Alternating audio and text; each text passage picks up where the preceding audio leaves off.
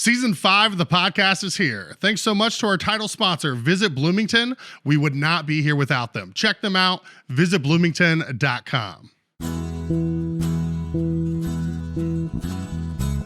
Hey, say, honey, let's go out to eat. Relieve our culinary duties. With all these restaurants to sweep us off our feet, they're bound to turn us into foodies. No dishes, no dishes, no dishes. We'll have a bottle of wine, relax and have a good time. No dishes, no dishes.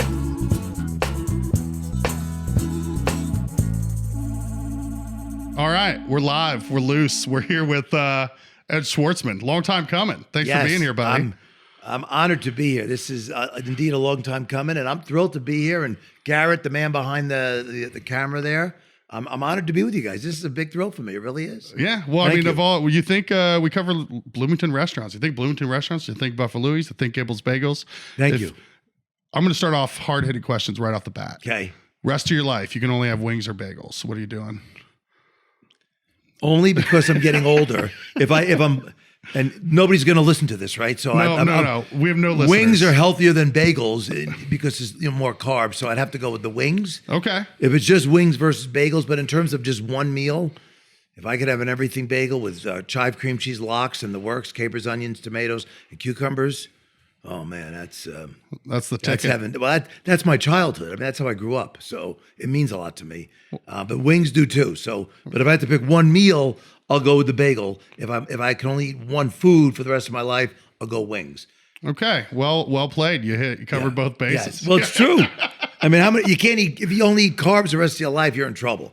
So, Right. So Yeah. protein, I'll be in better Well, shape. that's smart. You're looking out for yourself. Well, who else is? Somebody's If got I to. don't, who the heck is? Well, you already said your childhood. Let's start. Let's right. go back to the beginning, Ed. All right. You're a New York boy. Is that right? Correct. Born and raised How in can New I York. tell? Right. Exactly. What gave it away? Born and raised in New York, Bayside Queens. Through a whole series of crazy events, I wind up getting a job in Chicago, and that's where I met my first wife, and that's what brought me to Indiana. She lived in Northwest Indiana, Crown Point, the region as it's called. Oh yeah. And that's what ultimately brought me down here. Is we got divorced after 20 years, and my daughter was going to school here, and like the old line, I think it was a John Mellencamp. They said all his friends were her friends, and so I wanted to stay in touch with my daughter. Yeah. She wasn't too thrilled when I told her I was moving to Bloomington, but I came down here, got a job. The founder of BuffaLouie's was a friend of mine up north in the region, Jay Leeser. And I got a job with him at Buffa's, and one thing led to another. Jamie, the GM, and I hit it off. Next thing we know, we're getting married. Next thing we know, we're buying BuffaLouie's. I mean, obviously, I'm skipping a lot here. I was going to say that's the episode. Yeah, thank you very much for coming. Get home safely. We'll see you soon. Yeah, that was the You Don't forget to tip your servers. Or as my good friend Demo says, if you don't tip, you're an asshole. Well, there you go. Oh, we can curse on this. Yeah. I mean, is that okay? I subscribe to the theory that people that curse are more honest. Yeah. I've read that, and I subscribe to that. So I used to be a little looser with some other harsher. If you listen to the first 3 seasons, Right. there's some words I won't say now. I got you. I understand. To put it. What are those words anyway? Just out of There's curiosity. an F. One starts with an F. One is a GD. Okay. But we got rid of those. We are cleaned up. Nice. But yeah. So anyway, it's tip your servers. Yes. If you don't, you could fill in the blanks. So I didn't know you and Jamie met at BuffaLouie's. before We you owned actually it. met at Yanko's. So I came down. Jay wanted me to help out at the store. And again, I skipped a boatload of things. I worked in the casino industry for years. Oh, we got time. We'll get into it. Okay. Yeah. And Jay, the founder of BuffaLouie's, brought me down. And Jamie and the other manager was sitting in Yanko's. And I walked in, and Jamie literally, Jay introduced me as the guy who was going to help out. And my future wife, unbeknownst to me at the time, literally runs me over with questions, is in my grill because she was not happy with the state of affairs, and she cared greatly and still does about the store. And I was like, whoa, slow down. I mean, I had barely just seen the store. You told someone else to slow down? Yeah, exactly. Well, I just wasn't ready. And, we talk about that to this day, like our first meeting. If anybody would have predicted from that would have come all this, I would have said, ain't no way. But we figured it out. We worked together, and I busted my butt to, in that case, I just wanted to make her happy so that she was happy as a coworker, not, as a future spouse. I had no idea. Yeah. But one thing led to another, as they often do, and here he is. Yeah, there's something to be said for when you're a coworker with someone. They see you in your element. They see, I'm sure that had to have been part of why she fell for you. Is that like she sees you kill it, like sees like how you're able to manage things, how you're able to handle things. See that like you're not just some schmuck, So I not only do I have her fooled, apparently I have you fooled. That's good. That's good to know. I'm an easy sell. Yes. Don't take too much credit. For listen. Fake it till they make it. Right. I know I'm good at what I do, which is as a front man. But in terms of micromanaging, the world's worst. I mean, I don't want to micromanage. I don't want to be micromanaged. And thank goodness Jamie is much more detail oriented. And but in the beginning, she would ask me questions, and I would just try to give her broad brush answers, and she wouldn't accept those. But that's good. You need someone that pushes you and isn't just going to take your first answer as the answer. No, it'd be nice if she did. You're single, right? All right. Yeah. Well, you haven't been beaten down yet. That's all. Yeah. No, I've been beaten down before. I got out of it. Yeah. I understand. So what year was that? When did you start at BuffaLouie's? 2006, 7, right around there. About 2006 or 7. It's hard to believe it's that long. We're talking 16 years at this point. My junior year in high school. Yeah. We wound up buying the business in 2010. And that's a fun story. So we were managing the store, and Jamie had a contract with the founder that if she worked there for 5 years and hit certain numbers and did certain things, at the end of 5 years, there was a dollar sign that she could buy the business. And it was a pretty hefty dollar figure. And we're dating. We're married at this point, but we got 2 nickels to rub together. I mean, we have nothing. But we're both working at the store and running the store. Actually, at that point, I think I was working in the casino in French Lick, and I was just helping at the store. And it would drive her nuts because technically she was a partner and I was nothing except dating or married to her. And everybody thought I was the owner, which, part of her didn't mind because she avoids the limelight, but part of her drove her nuts because she's like, they all swear you're the owner. And I would show up once a week and she would be there every day in the kitchen, washing dishes, cleaning the toilet, doing whatever needs to be done. And I would show up and work the crowd for 10 minutes and I got credit as the owner, which I wasn't. But anyway, long story short, she had a 30-day window to buy the business and we knew it was coming up. And we approached my dad, and who had done well. I mean, certainly not wealthy, but had squirreled away a good amount of money. And I said, Dad, I think it's a good opportunity. And he lent us the money. And obviously it worked out really well. But the punchline to that story is after it happened, now up until that point, I struggled financially. I struggled in my first marriage, which also led to my divorce. And I mean, I was always hand to mouth and usually upside down on my credit cards, the typical story for a lot of people and a lot of your listeners. And I was that same person. And after my dad lent me the money and it was obvious that it was the right move and we were going to make it, I said, Dad, I got to be honest. I was really surprised that you lent me the money knowing my track record. Because if anybody knew how many times I had failed, it was you. He said, son, I really didn't lend the money to you. I lent it to Jamie. So I married up. Yeah. Smart man. Yeah. So without question, the smartest thing I ever did was marry her. And outkicked your coverage, as they say. Correct. But the funny thing, they talk about being an owner. So up until then, we were running the store and it wasn't ours, but we were running it for Jay. And the day we took over ownership, we signed the papers, gave him the money. If you were a customer on Monday, and I think we took over the business on some random Tuesday in May, I couldn't tell you the exact date. We had no fanfare. We didn't make any announcements because it was literally business as usual. Because if you came in the store for 4 or 5 years prior to that, Jay was up in Munster. Jay was not an operator. He was at one time, but he's now a builder and a developer and a phenomenally successful guy. in his own right, but did not want to run the store anymore. And so Jamie and I ran it, and Jamie and a lot of other people as well. But so we didn't have any big announcements, but it really was interesting because the day after we bought it, all of a sudden now every decision was now ours instead of Jay's. And so if you look at the sales, and it's not as if we did anything differently, but from that moment, sales just started going up and up because we knew that, it was ours and we knew we could make the decisions. And there is a big difference. It's almost like the difference between renting a home and owning a home, and how you take care of the garden and how you treat your neighbors and how the pride of ownership. And not that we were not proud before, because we were, and maybe it was just a coincidence. But if you looked at annual sales, you could just see from that moment things just started going in the right direction. Yeah, well, subconsciously you're going to care more. Correct. And then also like you're so intimately familiar with the ins and outs that you know what the right decisions are, or for the most part, about what the right moves to make, and you can move more quickly. You don't have to wait for approval. You don't have to have that back and forth. Well, that was the thing. Decide and go. And I apologize for the interruption, but that was the thing that when we were debating whether or not to buy it, like let's say I said to you, Jordan, I want you to buy BuffaLouie's from me, and then you say, all right, let me see the books, let me see this, let me see that. You don't know, deep in your heart, you might say, well, wait a minute, how do I really know all these numbers are accurate? Having run the store for 5 years, we knew everything that was going on. We knew that, this machine was on its last leg, et cetera, et cetera. Yeah. We knew all the problems, all the good, all the bad, all the ugly. And so the decision was made with eyes completely wide open and no surprises versus, oh my goodness, what did I just get myself into? Oh, absolutely. I mean, that happened kind of with the Moose, where it's like they got in and it's like, oh, all right, there's a lot of things here we didn't quite know about. Right. That would have been helpful information, I don't know, about a week ago. Yeah.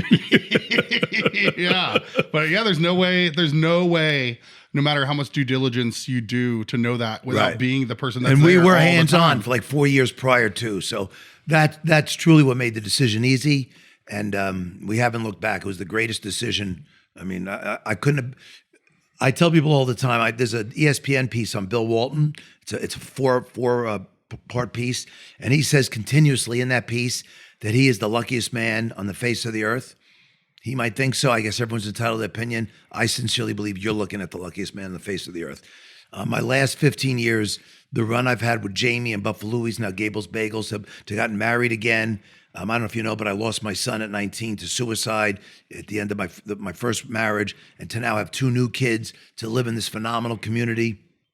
I am the luckiest man on the face of the earth, and I embrace that. It's not just a saying. I literally feel that every day. So anyway, how we pivot from there, I don't know. Say something funny. No, I'm soaking that in. I love that. No, man. it's true. That's my mantra. It's genuinely heartwarming. Yeah, and that's my mantra. It's so great to have that perspective, because even when I've had it where like I can feel like everything is going right and I'm still just like feeling down, right, and just like not taking everything in. I can't believe my good fortune. I can honestly. I feel like as my friends back in New York used to say, you're like a pig in dew. I stepped in dew. But obviously stepping in dew does not sound like something fun, but that was our phrase for how lucky I got. And I did. I mean, I couldn't have been any luckier with everything these last 15 years. And I just continue to be. I mean, I'm sure we're going to talk about Carmel, we'll talk about the bagel business. And I'm just, overloading with optimism right now. I'm just very bullish on everything. We should be. I mean, there's like you said, there's a million different ways to go, but just off of going into Gable's Bagels when it first opened, I've gone through 2 different store openings now, 1.5. The one we have with you guys is pretty small, but it is very difficult. And I went in, I think the first week Gable's Bagels was open. You already have stickers out there. You could tell how much thought went into executing that opening. And I know you've already remodeled once since you've been open. So I know obviously you think you probably made some mistakes. Oh yeah. But from a consumer's perspective, it seemed very well thought out, very well executed. And it was, so it's like, I think you're more than just lucky. Obviously there's some skill involved there. And maybe that's the people you surround yourself with as well. Well, thank you. I mean, this is another reason why I said I'm the luckiest man on the face of the earth, that you're sitting here complimenting me, and I won't argue with you. But, again, it's perception, right? Perception. It's almost like they talk about the duck. Look how calm the duck looks on the lake, and underneath he's pedaling like a lunatic. Wow, the duck looks so calm. And, maybe, it looks so well organized, but behind the scenes, as you know, the chaos, Oh, God. and hoping and praying and the anxiety.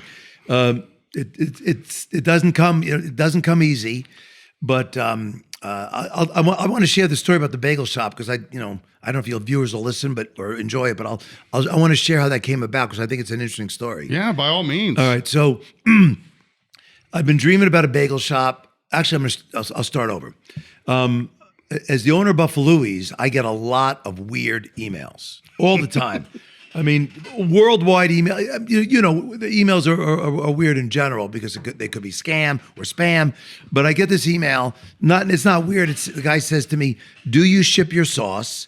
And it's signed by Jim Nussbaum of Barry's Bagels in Toledo, Ohio. And so I call him up right away. And in typical Jewish New York fashion, Nussbaum, Schwartzman here, and because that's how I brought up. Straight to the point. Goldberg, Schwartzman here. So anyway, so Nussbaum, Schwartzman here. Of course, I said, of course we ship our sauce. I said, but tell me, why do you want my sauce? I said, well, I'm turning 50. I went to IU, and I'm turning 50, and I want everything on my birthday to be IU-centric, and I want BuffaLouie's sweet barbecue sauce. I said, of course I'll get you sauce. Don't worry about that. I said, now tell me about your bagel business. It's Barry's Bagels. He said, well, we've got like 10 stores. Our headquarters in Toledo, and we're all over Ohio and Michigan. I said, really?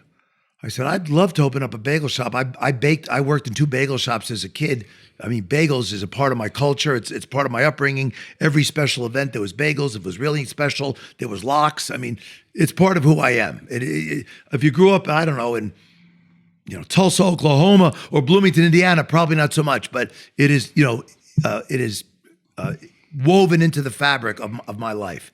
So I said, I'd love to open up a bagel shop here. I said, do you have good bagels? He goes, oh my God, our bagels are we just won best bagels of Toledo, which to me is like, I don't know, I'm trying to come up with a comparable thing, like winning a beauty contest, that nobody's beautiful, like the best of the worst. And so I said, all right. And I said, do you franchise? He says, yes. I said, oh my God. And speaking of which, at that point, the fast break room, which we were using at BuffaLouie's, was open. And I was thinking maybe I'll put a bagel shop right there. So I said, one thing at a time, let me drive out and try your bagels. So I drive to Toledo. And if you've ever driven to Toledo from Bloomington, Indiana, it is not around the corner. I mean, it's about a 6 or 7 hour drive all the way north and all the way east. And the whole drive there, this is very typical of me, and I'm guessing every New Yorker. When I'm going to a pizza shop or a bagel shop, anywhere outside of the East Coast, there's a voice on one side that says, this bagels are going to suck. This pizza's going to suck. And the other side says, give it a chance. Don't be such an ass. You don't have to be a typical New Yorker. Give it a chance. You're wasting your time. So not only am I driving and thinking I'm wasting my time, but my wife was pissed at me because she had something to do that day, and I left like at 4 a.m. so I could maybe get back by 6 to help with the kids with, baseball or basketball. But she was not happy that I was going to be gone all day because according to her, it was just another one of Ed's wild goose chases. And this is about 4 years. This is pre-COVID. So I drive all the way up there. I get out of the car. I look through the window. I could see the bagels in the window. And I immediately say to myself, I wasted my time. They don't look to me like a bagel should look. Whatever that is, they don't look like a bagel. But Ed, don't be an ass. Go in, play the game. Yeah, you drove 6 hours. Right, I might as well. We shake hands. He says, try a bagel. I try a bagel. He says, what do you think? I said, Jim, I'll be honest. It's okay. It is just okay. I'm not trying to be a dick, but the bagel is just okay. He says, Ed, keep in mind, you don't have to be the best bagel in Bloomington. The best bagel in Brooklyn, just the best bagel in Bloomington. I said, yeah, but I can't be Schwartzman. It's against my religion. I can't do it. All the East Coast kids, right, too. I can't do it. I cannot do it. So he says something to me that compelled me on the way home. Right before I left, he says, our Ann Arbor store does $2 million a year with the University of Michigan. So the whole drive home, I'm thinking to myself, okay, if they could do $2 million with these so-so bagels, right? What could I do if I could get a real kick-butt bagel? And that set me on this path. And then COVID came. And so I had already gotten samples of bagels. And I was really thinking hard about it. And then COVID came, and as you know, ghost kitchening became a real big thing during COVID. And ghost kitchening simply means that you set up a not a dummy kitchen, but since you already have the health department's blessing, sell Italian out of your ice cream shop at night or whatever it is, and maybe use Uber Eats or a different delivery service, and the customers don't even know that it's coming out of the same kitchen that you're making chicken wings or Italian, just a brand new concept within your existing four walls. So that was my theory. Let's just do a ghost kitchen out of BuffaLouie's where we're just selling the bagels. And that's how we started. And I made it almost impossible for people to get the bagels. You had to buy a minimum of a dozen. You had to order the night before. We did not sell any onesie twosies. There was no schmearing. All we did was bagels and cream cheese. And I used to get texts all the time. I was like a drug dealer. Are you the bagel guy? I've heard you're the bagel guy. You're the bagel plug. Tell me you're the bagel guy, and then tell me I can get bagels tomorrow. I'm very excited. And so I became the bagel guy, the underground bagel guy. And we did it for about 7-8 months. And then the spot, I used to drive past that plaza where we are now. And every day I would look at that plaza and it was empty. Empty. The only car was in it was Rush Hour's van, which hasn't moved since Jimmy Carter was in office, okay? And that's not a joke. Look at the tires. No, I know. Well, they brought that thing to Food Truck Friday at the old chocolate. Let me guess, they pushed it to the food. And I think that might have been the last time. So we're talking 7-8 years. Okay. Yeah. So you have seen it mobile. Yes. Once. I might have been inside when they were pushing it in, but it was there. And no disrespect to Rush Hour, by the way. They do a fine amazing. job. Rush Hour is great. Exactly. Phenomenal. But in the morning, I sat outside from like 6:30 to 8:30. I would just play chess on my phone. I love chess. And I would just sit and watch. No action. Because they got vaping and tanning but most of these places, they're getting action mid-afternoon to evening, but no early morning action. And I counted the spots. I think there's 61 or 59 spots. And that corner spot, which was a travel agency, was available. And I took a shot. For me, it was a big risk. And Jeff Meese, who's a friend of mine, you talked earlier about people wanting to help others in our industry, and Jeff is the poster child of that. He's got a heart of gold. He owns Pizza X. He owns Lenny's. He owns The Hive. I'm sure you know, but maybe your listeners don't. And so Jeff once told me, he said, Ed, going from one store to two is like going from 0 to 1 in the sense that you're all filled with anxiety. Am I making the right move? But going from like 6 to 8 or 10 to 12, it's just we're opening up a store past the margarine, past the butter. Right. I want to eat. And so zero anxiety. And so in my case, I wasn't even really going from 1 to 2 because BuffaLouie's had already been laid out when we bought the business. The fryers are where they are, the tables, everything was set, the menu. All we had to do was keep doing what the founder had created and just do it with our own little flair. We didn't have to change a thing. But with a new store, as you know, what color the wall's going to be? What kind of tile are we going to use? What vendors are we going to? I mean, oh my God, these decisions! I was losing my mind. When you're doing a whole new product too, you're not doing correct. You're not doing wings. You're not doing Lew burgers. It's a whole new menu. Correct. So lots of anxiety, and the whole time earlier I talked about the voice in my head. The whole time I'm thinking, please God, do not fail, because then my wife will be able to say, I told you so. Not that she said I was going to fail, but that was in my mind. You know what I mean? That was Garrett particularly liked that one. Yeah. You can tell he's married. Yeah. I mean, listen, whatever, I used it as motivation, but obviously until you cut the ribbon, and we never did have a ribbon cutting, but until you cut the ribbon and start letting customers in, you don't know. You don't know. And even when we opened, finally so we're ready to open, but I was so convinced that we weren't ready that I just said, let's leave the door open, let people trickle in. Because I didn't want to have a rush, because I didn't want to screw things up. Yeah. So we never had a soft opening. We never invited friends. We just opened the door slowly. And first day, maybe we sold 4 orders. And, and then finally, after a week and a half on Bloomington Foodies, I've heard they're open. Are they open? And we opened. But the anxiety that I felt in that store, and then the feedback we started getting was unbelievable. I mean, to this day, it blows me away. The responses and the Google reviews are insane. I love when the kids from Jersey come in. And, I'm not picking, the bagels come from New Jersey, by the way. That's why they're so good. And so, the kids will come in and say, hey, I heard you had good bagels, but, I'm from Jersey and there's just no way. I'll let you know if you have good bagels. These kids come in day after day after day. They bring their parents in. The parents will come in and I'll say, have you been here before? And they'll say no. And I'll say, where are you from? They'll say Jersey. And they'll say, my son raves about this place. I'm really excited to be here. Because typically when a guy from Jersey or New York goes to a Midwestern bagel shop, they're not too excited. Expectations are down here. Correct. Yeah. Correct. It's going to be dense. It's just not going to be whatever a bagel is in their mind. So thank God it worked. And I'm so bullish on it now. Like I said, we're looking for a second spot because we need a bigger kitchen because I want to do more stuff, but I don't have the capacity in my little shoebox. The travel agency was not exactly designed to, house a bagel shop doing volume. Right. Yeah. Somehow we manage, but it ain't easy. And but we have a lot of fun in there. I feel like that's the title for most restaurants is somehow we manage. Just don't know how, but somehow. Yeah. One day at a time. Correct. Well, you wing it. I am in the wing business, but you got to improvise. You got to improvise. Yeah. Well, and you did just the fact that you sat out there and watched that volume, and you probably noticed all the kids going by and how many cars drove by there too. Correct. Not just that the parking lot was slow, but there was all that commotion going on around it. And look how close we are to campus. Well, and to your other store. I went over there for correct. Something. That was another blessing. I went over there for something from Nancy and met her at BuffaLouie's. And I'm the idiot that got in my car. And as I'm driving over there, like she's just walking through the parking lot. What are you doing driving, dude? Yeah. It's a 30-second walk. Well, that was before you slimmed down. Now you can walk. Yeah.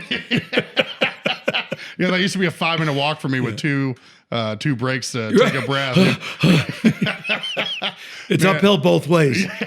No, you are correct. The proximity to Buffa's was a major and a total bonus because the spot was the spot. And if the spot was somewhere else, I still might have pulled the trigger. But proximity to the campus and then proximity to Buffa's, because Buffa's has more capacity. We have done prep in there. We don't anymore, but we have a walk-in freezer. I don't have a walk-in freezer at the shop. Yeah, you have more of a home base. I mean, we use that all the time. Correct. To support our Chocolate Mousse Gable store, even Nashville. Yeah. So it's nice having those resources. Do you have much staff that does both? In the beginning, we tried, but it became too chaotic, and so the short answer is no. But that was my original goal: was that we'll just have this pool of people, and they can go back and forth. Use them where you need them. Right. I called it cross pollination. Everyone's going to be cross pollinated, but some of my dreams work and some of them don't. And you mentioned Nancy. Nancy didn't like the idea, and that was that. And she never reminds you that she was right, probably. Well, I don't know if right or wrong, but that's what we chose. Yeah.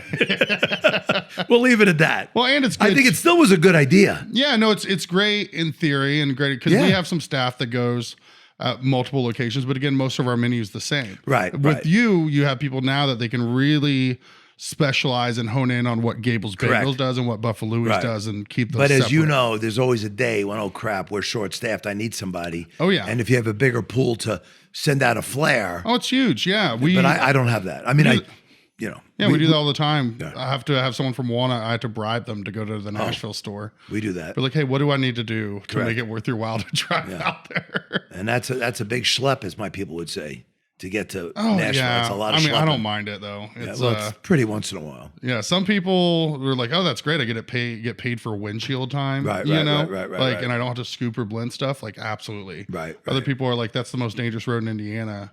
Like, I'm not driving on it. Yeah. If you think that's the most dangerous road, I got a road down in French Lick that'll. You drive from Mitchell to French Lick, the back roads that I take. Yeah, I took that once. I was driving. He was an old pro golfer who was friends with Spider Miller, he owned Best Beers here in town. Okay. And he was really good friends with Arnold Palmer. Nice. And he was one of the owners of the Moose a few years back. And was maybe Gary Player? I don't know. He was from South Africa, but I drove him. Gary Player would be correct then. Yes. So I drove him from from Bloomington down to and GPS didn't take me the like Paoli straight over. It took me, and this dude's like, where is this guy taking me? 100%. And I was like, and I told Justin, and he's like, you took him that way? Like, you're an idiot. I'm like, I know, I'm sorry, dude. Well, footnote to that story. So I managed the casino for a couple of years before Jamie and I bought the business. And I would just help out at the store. We were dating and engage, et cetera. And I used to take that road all the time because it would save me like 15 minutes. And, 15 minutes means 15 more minutes of hanging out or doing whatever rather than working. So anyway, and that's the difference between being an owner and being an employee, because I was an employee at the casino. And so I took my dad came to visit, and I took him that road.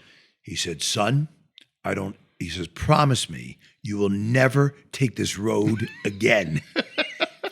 It's just constant. Dad, I apologize. I did take it again and again and again. Save me 15 minutes. 15 minutes. 15 minutes. Come on. Yeah. Yeah, it's like 90-degrry turn, 90-degree turn, 90-degree turn. Through the town of Orange. It's quite a trip. But anyway.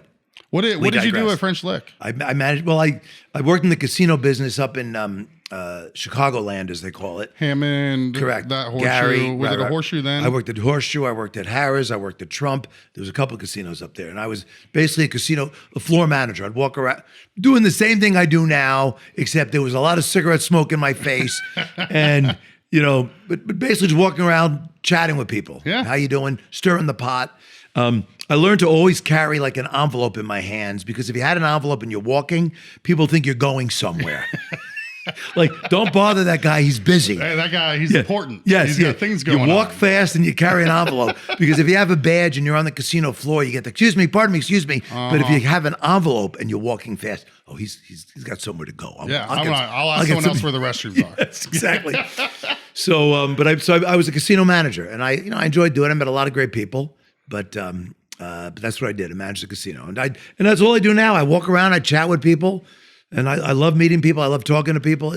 To me, people are just people. Yeah. East Coast, Midwest, we're all just people. I love one of the conversations I had with you one of the last times I was at Gable's Bagels, and I'd gone out to my car, and I was like, I got a work text. I was doing something, and you were coming out for something else, and we ended up chatting, and just about how people like to watch people have fun, and that resonated so much with me, because we try to talk about that all the time at the Chocolate Moose. It's very much, if I'm on register, it's not, we have our own styles, but it's very loud, and it's a show, and we're having a good time. And it's not forcing small talk with people. You're genuinely just like having conversations with them while you're taking their order. Well, first of all, why not?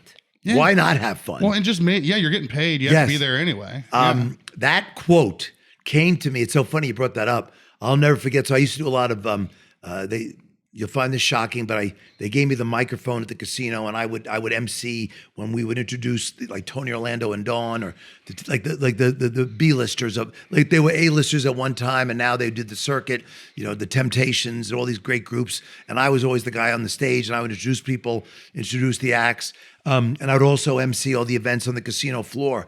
And one time a guest came up to me and they said, Ed, I love when you have the mic, because you are genuinely having fun, or at least that was what I wanted to convey. And you trick yourself into having fun, and you know what happens? You have fun. Yeah. Like I didn't want to be there. Maybe I had a foot ache, or I had an argument with my wife 10 minutes earlier, but it's showtime. Yeah. And it was time to have fun. And the person said, Ed, I love when you're behind the mic, because you have fun, and people love watching other people have fun. And it's true. Like, think about these reality shows. I don't watch any of them, but some of them, it's a bunch of housewives just fighting with each other. Who the heck wants to watch people fighting? I don't get it. Or like Skip Bayless, Shannon Sharp, like the debate shows on sports. No, there's the worst. No thanks. Like, I don't want to hear people just try to say right. insane, outlandish things just for ratings. Right. But the thing that I really appreciated about that is, like, yes, it's good. Like, you have fun. It makes work more enjoyable. The customer enjoys it. Especially in ice cream, you're getting them at the best part of their day. But it makes now, hold on. Am I allowed to other than wings or bagels? I was gonna say, I know you're the host.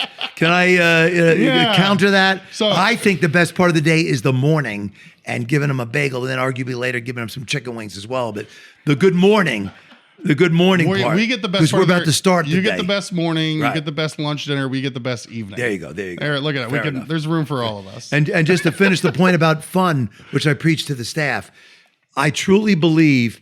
Well, first of all, it changes the attitude because attitudes are contagious. Yeah. We've all been in a business where you could see the cashier and you're already thinking, "Crap, I'm next, and I got to look at this mug," because you could see the cashier's not smiling at whatever business, and you don't even want to go to the cashier. And you might even have social anxiety, where like even just placing an order, Correct, is like a thing. So the attitude that they have feeds off of you. And I tell the staff, I say, "Listen, if you're having fun, people are so much more tolerant." We're going to screw up anyway because it's inevitable. We're going to give somebody the wrong sandwich, give somebody whatever. We're going to give somebody the wrong wings, sauce, whatever it is. It's going to happen. And so when they say, you know what, they screwed up my order, but they're so nice here. I love these guys. I don't care that they gave me the wrong sauce. I don't care that they gave me, now granted, you got to make it right. Right, but yeah, of course. If you are having fun and you're nice, because I would preach, you want to be part of the but instead of the end. The end is, they screwed up my order and they never smile and no one's here to help me. So I want to be part of the but, which is they screwed up my order, but I love these guys. They support the community. They're having fun. They give free ice cream to the kids. It's an infectious environment. Correct. So be part of the but, not the end. That's well, I'm so glad you brought it up because that's the reason I brought up the people like watching people have fun is because they are more for, because I've always known that and I've always believed that. But what you said was that, which I had not thought about, which is that people are more forgiving when you're having fun. And if they're not, shame on them. Yeah. At least you're doing what you're supposed to do. At that point? Yeah. I tried. Yeah. Listen, we made a mistake. I hate to break it to you, but everybody does. Yeah. I'm having fun. Yeah. I'm giving a good, honest effort to make sure you have the best experience where there's going to be human error. It's going to happen. That's literally, pardon me again, but when I get a new hire and they're standing behind the counter and they're just shaking, they don't know what to do. I said, I don't care what you do today. I just want you to have fun. I want you to look like in your mind. I want you to think, what would you look like if you're having fun, and then make that happen. Manifest it. Yeah. Just have fun. I don't care if you make a million mistakes. Just have fun. Fun's where it's at. Are you a food lover seeking a home that suits your culinary cravings? Have Micah Heath with Carpenter Realtors scout out the perfect home for you and your family. Whether it's with a well-equipped chef's kitchen or a prime location near some of the amazing Bloomington restaurants featured here on the podcast. I personally know Micah and can't recommend him highly enough for your next home purchase or sale. He'll sell your home faster, for more money, and with less inconvenience to you. Find out more at micahheath.callcarpenter.com. The Bloomington Town Planner is a community calendar owned and published by local residents John and Sharon Martin. Mailed out to Bloomington homes in December of each year, it features school schedules and community events. And don't forget the coupons at the bottom of the calendar. They'll save you money and help you decide on the next restaurant or retailer to check out here in the Bloomington area. Town Planner also has an online calendar which can be found at townplanner.com. Make sure to sign up for their weekly e-newsletter so you can stay on top of all the fun events going on around town. So Garrett mentioned BuffaLouie's used to be on 17th Street. Yes. Sorry, was that will that work? I don't know. Yeah. All right. I don't know why I second guessed myself there. Let me make a new note. Yeah. New note for now. So BuffaLouie's actually used to be on 17th Street. Correct. What was in Gable's before BuffaLouie's? I believe it was simply, the last tenant was Garcia's Pizza. Prior to Garcia's Pizza, it was the Gable's restaurant, which, by the way, that's why Gable's Bagels is called Gable's Bagels, is that when I came up with the concept, I love wordplay. And the word Gable, I didn't want to call it Buffa Bagels. I wanted people to associate it with BuffaLouie's because I'm very proud of BuffaLouie's and I feel we have a great name in the community.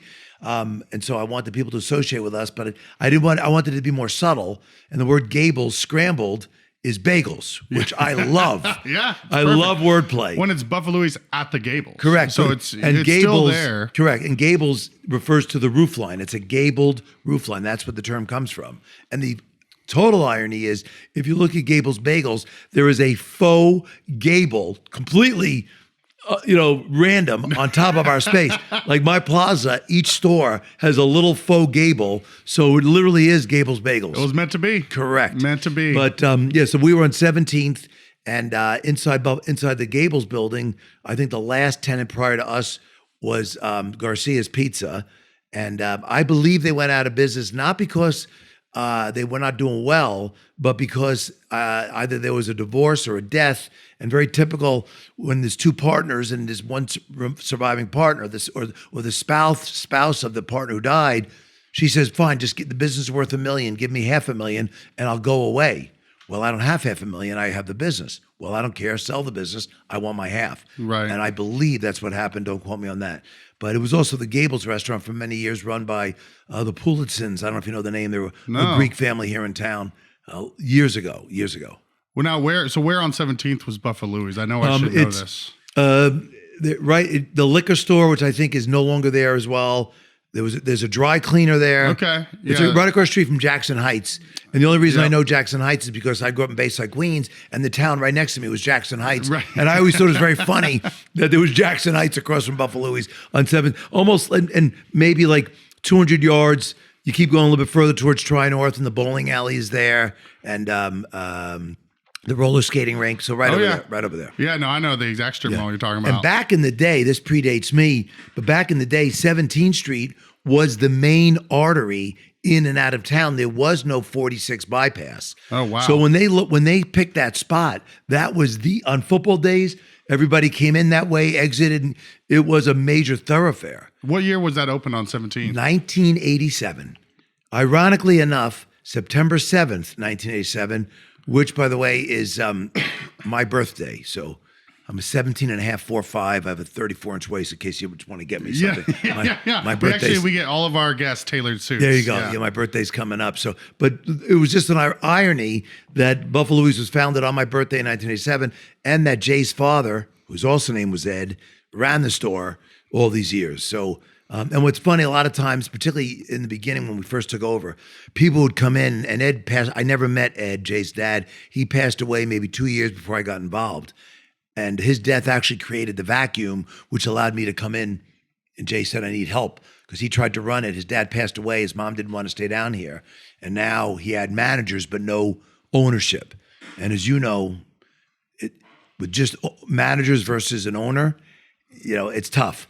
So the point is that people would come into the store and they would say to me, "Oh, your dad was so good to me when I used to come in here."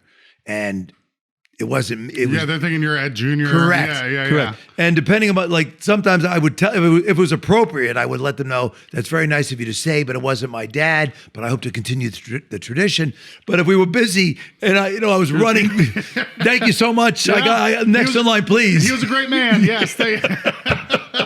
Oh yeah, you're not always gonna have time to correct. Yeah. But it was nice because they created such a beautiful legacy.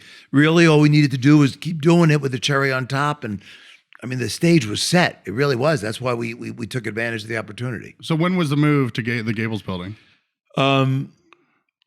Okay, so I come in about 2005 or 6, probably right around there, 2005 or 6. Okay. So at one point, both 17th Street and the Gables were open at the same time. Interesting. But you need to understand that in the beginning, when BuffaLouie's at the Gables was open, they would run the store with 2 to 3 people. One guy would take your order, then run back and make the food. I mean, they would have like 15 orders in a day, and they would think it was a big deal. Right. Because, it took time. And plus, that area of Indiana Avenue was just dead. I mean, it was a different time. It sounds like it was yesterday, but we're talking, almost 20 years ago, and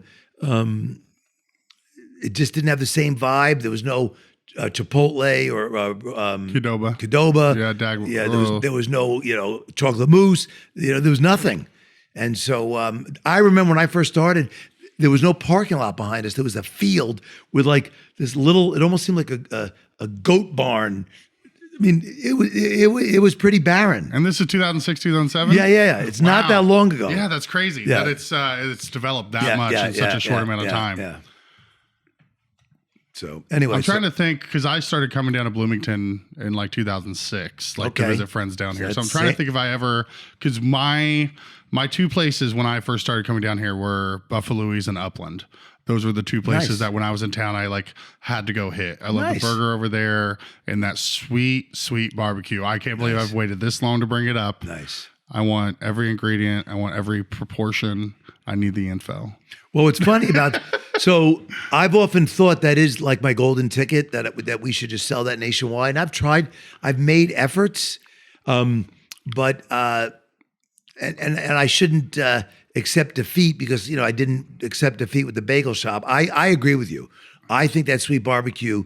I mean, people who try it for the first time are just, as I like to say, cuckoo for Cocoa Puffs for it. Yeah. They cannot believe how good it is. And I agree. And the beauty of that sauce is not just the flavor, but that thickness. And yes, and it almost the consistency of it, the viscosity. Yes, and I compare it to a candy like you ever have in Halloween when they dip the apple in like caramel, because what it does, it almost heat seals the wing. Yeah. And it adheres to it in such a way like the caramel on an apple. I agree with you. I am not debating that it is a very special sauce. I just had I never tasted anything like it, and it was a flavor that I craved, and so like it was just a must when I came into town. And the other thing about it that I love is growing up in New York, barbecue was not, and I'm old, so barbecue, from the way I think barbecue, maybe over the last 30, 40 years, has really taken on more importance. When I was growing up, I don't think we had barbecue. And whenever I did have barbecue, it was always that smoked hickory flavor, which I am not crazy. I'll eat it. I like it. It's got a time and a place. Exactly. Sure, yeah. But so people will come in and they'll say, I don't want barbecue. And I'll say, no, let me explain that this is not. So I almost don't like the word barbecue on the word sweet barbecue. And that's why we call it sweet Q, because I think the word barbecue, sometimes has a different kind of, it means something different to some people. Yeah, Casey Masterpiece. Yes. You're thinking of that like not bad, but it's not correct. Yeah. But it's not what we do. And so I've often thought it maybe can be named something different, but if it ain't broke, don't fix it. But when I first started, I was like, oh boy, I just don't like that name. But the flavor is just incredible. It's perfect. I'm honestly, like, as we're talking about it, I'm thinking, like, what time are we doing this until, and what time does BuffaLouie's close? Let's go devour. Yeah, can we go in after hours? Right, yeah. The three of us. Well, we can, but all we can eat is cheese and and drink some beers. Yeah, which is okay too. Yeah. Tell me about the ranch. That ranch is legendary too. Oh my God. Yeah. What could I tell you? That's it. I think you said it. Yeah. Not only so. Oh my God. Well, not only is it amazing. Say less. Yeah. I want to tell you, my favorite thing on French fries is just ranch and sweet barbecue on the fries. Like we sell a loaded fry where we put the bacon and the cheese. I just need the ranch and the sweet barbecue, just those two things. And you just mop that sucker up with French fries or cheese bread. It is, and you wouldn't think the ranch with the sweet would be a nice combo. It's flawless. No, I always do two ranches. Flawless. Yeah. Our ranch, we make it, we're constantly making ranch. And yes, we make it ourselves. And I got kids portioning all the time, ranch. And it is craveable. You are 100% correct. People are always talking about it. And listen, as I said earlier, I'm the luckiest man on the face of the earth. I didn't come up with the sweet barbecue recipe. I didn't come up with Now, this is all a tribute to Jay's mother. Jay's mother, a woman named Trudy Lisa, still alive.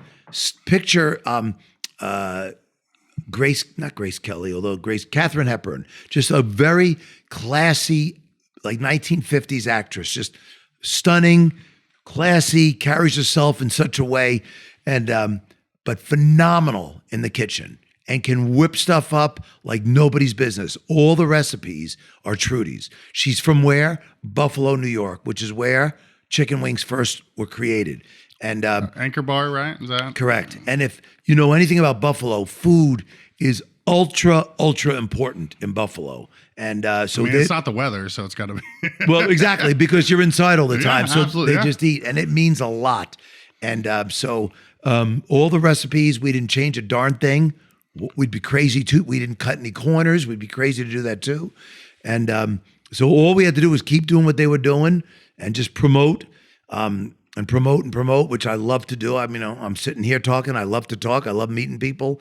And that ranch also craveable, 100% craveable. That's the move every time for me. And then the sweet Lew burger, throwing that the sweet barbecue on the burger. Well, I'll tell you something funny. We were talking about how the sweet barbecue congeals. I did a study. Well, we used to, any mistake that was made, they'd put in the warmer. And I'd come in and I'd say, all right, what am I eating for lunch today? Because, God forbid we throw something out, right? Even if I'm not hungry, Ed, you got to eat this. Oh, crap. What am I eating now? Well, you look great. Thank you. Well, we're not making a lot of mistakes then, huh? Correct. Correct. That's one way to incentivize them dialing it in. You're like, I can't eat anymore. Right. And neither can you. Yeah. So anyway, so there was a sweet Lew burger sitting in the warmer for about an hour. I opened it up and I said, what am I eating for lunch today? My GM said, I don't know if I'd eat that, Ed. It's been sitting in the warmer for about an hour. And me being me, well, crap, it'll save me some money. And, can't be that bad. Right. I can't throw it away. Well, as you know, it's like with a steak, after you cook it, you let it sit and let it, let everything settle. Let it rest, yeah. Let it rest, thank you. And that sweet Lew was the best one I ever had. But the problem is we don't have capacity. Ideally, you should order like a half an hour ahead. That's what I was just about to say is from now on, I'm calling in my carryout order hour ahead. And let it sit in the warmer. Taking my good old sweet time to come pick it. I'll probably even tell them, be like, hey, don't expect me for an hour, but make it now, please. They'll be like, we can't, because it's against their religion. I can't do it. And of course, they'll put the fries in the warmer too, so they'll be nice and soggy. Yeah, that's fine. That's fine. If I get the best sweet Lew burger I've ever had, it'll be different. I'll sacrifice the fries. And everything just gets nice and steamy, and it was a different experience. Maybe go no lettuce on it. Who the heck's putting lettuce on that burger anyway? There's no lettuce on a sweet Lew burger. I don't know how you normally do it, but I know how I normally. It's cheddar, onion ring, and bacon, and just smothered in sauce. And I just lost all respect Ed had for me. Well, we had a good run. Yeah.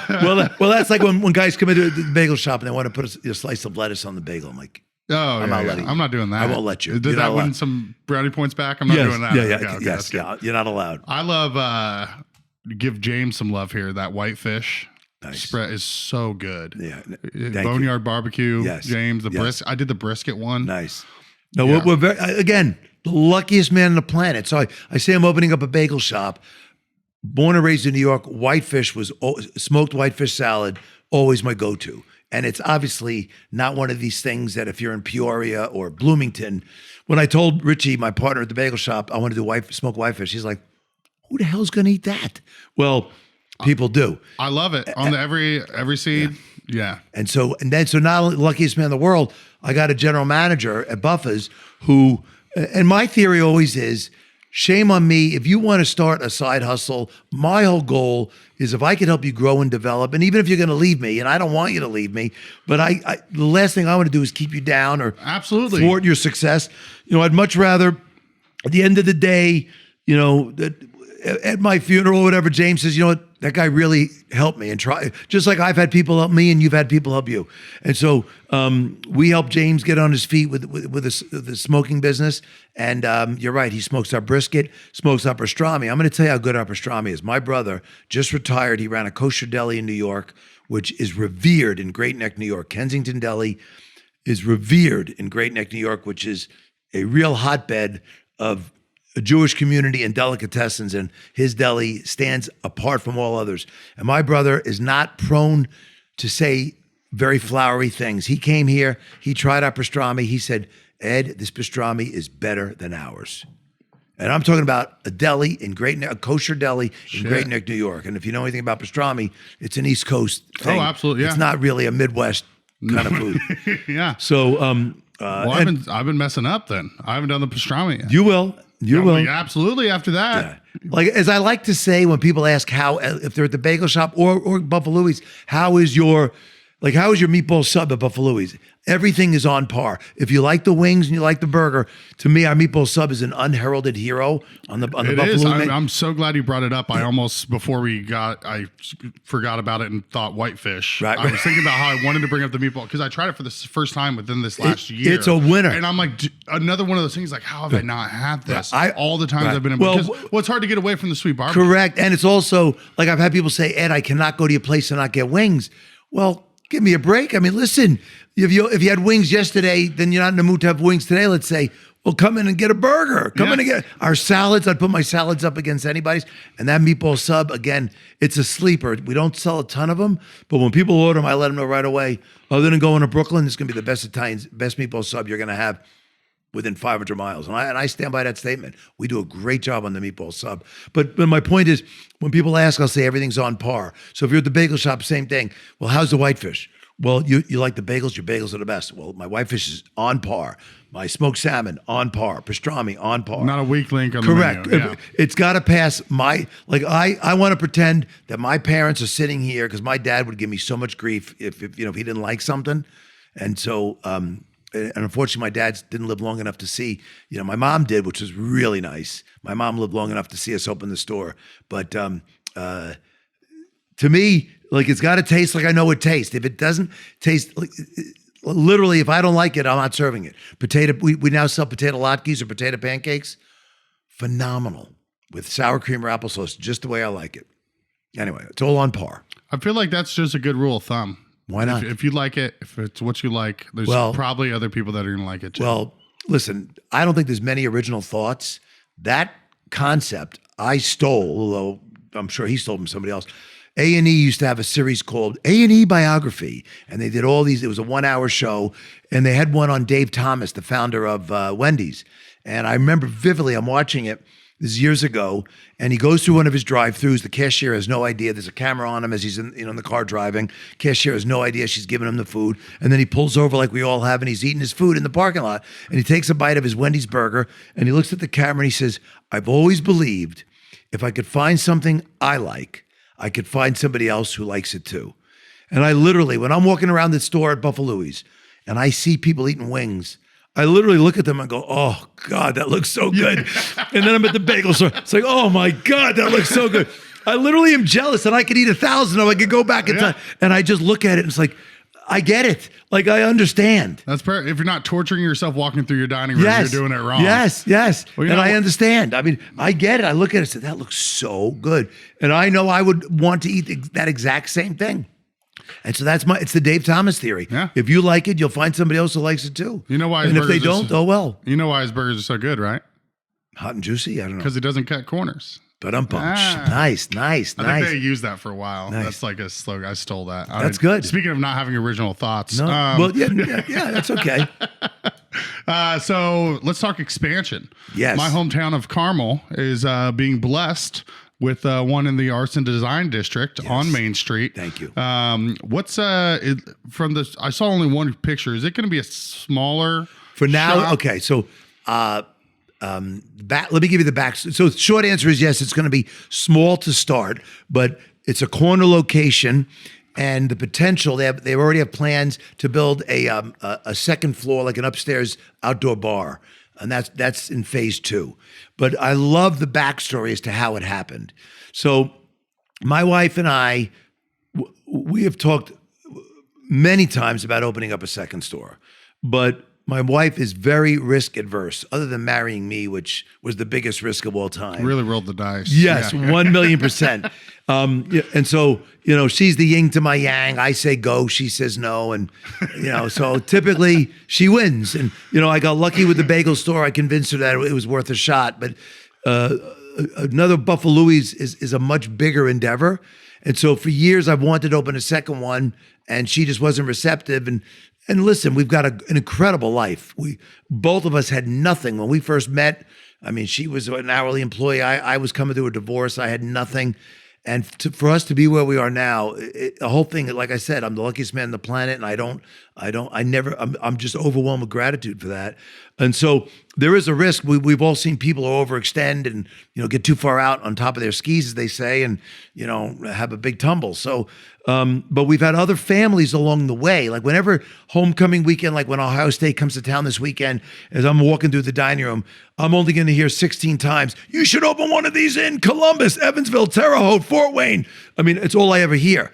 And so my response is always, like they'll say, "You would kill it in Fort Wayne. You would kill it in Columbus." And my response is, I agree with you 1,000,000%. I don't doubt it for a second, but I can't be the guy. Here's my card. If you want to be the guy, if you know the guy, I agree. It'll be a grand slam home run, but I just can't be the guy. Yeah. Because my wife won't let me, or I don't have enough. There's only so much time in a day. And I didn't have enough capital or enough belief that I could manage a store from afar. I just didn't believe in myself to do it that well. So we've had other families come close. We've been courted numerous times, as you may or may not remember. We were this close to opening up a store in Nashville. I mean, we were real close. That was probably the closest we ever came. And at the finish line, the husband and wife, the wife shows up for the last meeting when we're literally going to sign, and she tells us that they're getting a divorce and the deal is off. And we had spent hours. I mean, and we learned a valuable lesson, though. We said, all right, next time we're taking, because what franchises do, you can't even talk to them without writing a check first. And up until then, any family that wanted to talk, we were so happy that we were going to be in Terre Haute, be in Evansville, be in Nashville. We just talked for hours and met with them and wasted time. A lot of time. So, and that's why my wife, I told you the story about driving up to Barry's Bagels. I had done a lot of goose chasing with a second store for BuffaLouie's, countless hours and countless trips that never materialized, but I always believed it would happen. So in the, let's say 2010, 2011, I had an employee named Nick Williams. To this day, this young man had the greatest can-do spirit of all time. Like, there's two kinds of people. There are problem causers and problem solvers. So, like, when things are going bad and somebody walks in, an employee walks in, you go, oh, crap, I really didn't want to see them right now because Rome is burning and they're just going to put gasoline on the fire. Or somebody walks in, thank God they're here because they are problem solvers. They're going to help. Well, Nick Williams, from day one, what do you need, Ed? What can I do to help you? What can I do to help you? And he just had this phenomenal attitude. Well, Nick became good friends with Yogi Ferrell because that was during the Yogi years, whatever, do the math, I don't remember exactly, 2011, 10, Jordy Hulls, Yogi, Derek Elston, Cody Zeller, et cetera. Great team. They used to eat in Buffa's all the time. And Yogi loved Buffa's. I mean, he was in there every other day. And Nick just revered his time with us, and him and I had a really special bond because if you have a kid with a can-do spirit, all you want to do is help this kid, right? I actually helped him get a job in the casino. He got a job at the casino in Shelbyville and worked there for years, and always told me when I would see him, Ed, I'm going to open up a BuffaLouie's. Me and Yogi, we're going to open up a BuffaLouie's. Okay, well, I've heard it before, so other than hoping, what else could I do? And through a whole series of events, I've heard it said that if you have a dream and you don't tell anybody, it's just mental masturbation. And that's really all it is. And it sounds like a dirty joke, but that's literally all you're doing. If you have this dream to open up a BuffaLouie's, you don't tell anybody. Well, Nick, one of the guys that would come to the casino was an attorney who he befriended. And I've been in the business. You meet a lot of different people in any business. And he told him that he had this dream to open up BuffaLouie's. And this attorney was from Carmel. And Nick tells the story that in the beginning, the guy never heard of BuffaLouie's and didn't give it much thought, but he told a friend of his, and his friend loved us. And then one thing led to another, which led to another, which led to another. And they put a management team together, and they ponied up some money. Nick's got a stake in it. Yogi is a stakeholder. And they bought this property, which needs work, and they're doing the work on it right now in the corner of Veterans and Main Street in Carmel. And I'll be honest, I was somewhat familiar with Carmel just because of the reputation. I never really had driven through it other than on 465, maybe seeing one or two exits, but never really getting off on an exit and digging deep into it. Holy cow, what a community. Yeah. Have you ever been to Newport Beach, California? No. Well, the quality of the buildings, the vastness of these edifices that they're building, it is unlike any other community in Indiana by far. No, it's insane. Well, even since I moved from there 14 years ago, it's changed so much. Like, it was nice then, but now it's even, the Palladium, what they've done with the Arts and Design District. And there's cranes. One way to judge where the growth is, where are the cranes? There are cranes everywhere in Carmel. Mm-hmm. And so, they're full speed ahead. Nick is now at BuffaLouie's training. He came back down to help and learn. He's learning every bit of the business, and he's learning the things that I said to him, Nick, I'm not good at a lot of things, but I was very lucky to be surrounded by, very talented people. And, I have all these weird phrases, and one of them is, the key to success is surrounding yourself with people smarter than you. In my case, that was very easy. And so, so Nick is learning the things because he's kind of like me. He's a front of house guy. He's likes to chat. I said, Nick, learn the books, learn the back of house stuff, which I've never. I'm allergic to it. I don't gravitate to it. But anyway, he's his can-do spirit, and I tell my staff now at Buffa's, I got a kid who's about 30 years old. 10 years ago, he was in your shoes, slinging wings, mopping, cleaning toilets, doing the crap you don't want to do. He is now set to be me, he's now an owner of a restaurant in Carmel. And by the way, that management team has visions to open more. They own the rights in Hamilton County. They want to go to Fishers. They want to go to Zionsville, et cetera. I mean, that community, there's so many, you don't need IU alumni in order for BuffaLouie's to succeed, but heck, it ain't gonna hurt. Not at all. And when you saw that post we did and the feedback, holy cow, because there's so many IU alumni that are just, they want to support us, which is just, again, overwhelmed with gratitude. I remember after COVID, people would come in the store and we were rocking again, and people's first time back since COVID, and I would have customers say to me, Ed, and it was a line like for an hour, Ed, I am so happy to wait in this line. I'm almost going to cry just thinking about it because I was here. I mean, people literally are rooting for us, and also puts pressure on us to keep the tradition alive. And the whole thing is a mind blower. When I reflect on what we do and who we do it with, and I love our staff and I love the customers. We've got the greatest customers in the world. Are there jerks every now and then? Yeah, who cares? I tell the staff, but it's so funny, human nature. You do 1,000 tickets, and one guy yells at you and is a jerk and pisses off the cashier, and the rest of the night you're thinking, oh my God, we're terrible. We couldn't get the order right. And then you say to yourself, we executed 999 correctly. We fed, times 4, we fed 4,000 people today, but one family of 4, we screwed up, and obviously we're sorry. And they just didn't accept our apology and stormed out, which happens very, very, very seldom, if ever. Yeah. But it's the whole thing is just amazing. Literally, it's like a fairy tale for me. I mean that sincerely. I really do. So I'm a lucky guy. I feel like, I mean, I understand as much as just about anyone can, as far as just like having a beloved brand and just not try not to screw it up. Don't screw it up. Right. Well, and then to think that a day is going to come when they have the ribbon cutting ceremony in Carmel, and I'm going to be up there just walking around, shaking hands, and and you have to understand that this was a vision of mine since I got here. We should. I mean, from where I'm sitting, we should be all over the country by now. Right. But you know what? At the end of the day, if it's on my tombstone, only had one restaurant but lived a good life, it's okay. Yeah. You know what I mean? But because the brand is so good and the food is so good and so craveable that we should have more. And again, I've had so many people. I had this guy in Atlanta who I know had deep pockets, and he wanted to open one in Atlanta. And he would come in the store like every year because his son went here for 4 years. I've been threatened so many times. I'm going to do it. Let's go. Yeah. But we're finally doing it. We finally are going to get to the finish line, which is, it's going to be an emotional day with that day when they cut that ribbon and we're shaking hands and walking around the dining room. It's going to be a very special day.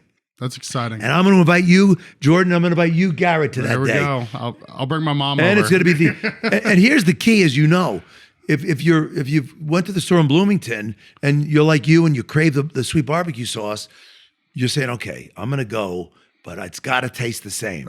And it is. It will have to. And we might even make the sauce down here in the beginning and then just drive it up. But we know it's going to taste the same. And then we got you, because we're all used to going to a new one and they don't do it the same. Yeah. You know what? The sweet barbecue, there's something wrong. Something a little off. Yeah. It's not. The salad, it's still good, but it's not the same. Right, correct. Now, it will not be the same in terms of the vibe because the space is smaller. There's not enough wall space to have all this IU stuff. There will be IU stuff. There's going to be Yogi stuff. I also talked to Nick. I said, you know what? You might want to put some Butler stuff. You might even want to put like a Purdue piece. We do have a Purdue one banner. Oh, yeah. Well, because we have all the Big Ten banners. Yeah. So the big 18. Yeah. So big 57 now. Who the heck? I can't even count. Crazy to think that UCLA is going to be coming to town and USC. Yeah, it's that nuts. is. I'm an old guy. To me, I don't like it. Selfishly, it's good for me financially because I mean, you know they're going to travel insanely well, and I mean the town's going to be flooded. But in terms of tradition, like I would rather IU, play, Michigan State and Michigan, Ohio State, and football, basketball. Those are rivalries. There's no history with USC. Well, there is in '68 in the Rose Bowl with O.J. Simpson, and we almost won that game. Look it up, but that's the last time I think we played them. But anyway, no, the whole thing is a fantasy. It really is. It really is. There's something to be said too for you, not just because you have this dream of opening up another location, that you didn't just force the issue. You waited till you had good partners. You have people that are going to execute. You have someone that worked for you that is passionate about it. But the key is also that it's their money, not mine. I mean, that sounds like it takes a lot of. There's no stress. Like you can go and really enjoy it. Correct. And you were about to say no stress, and that is the key.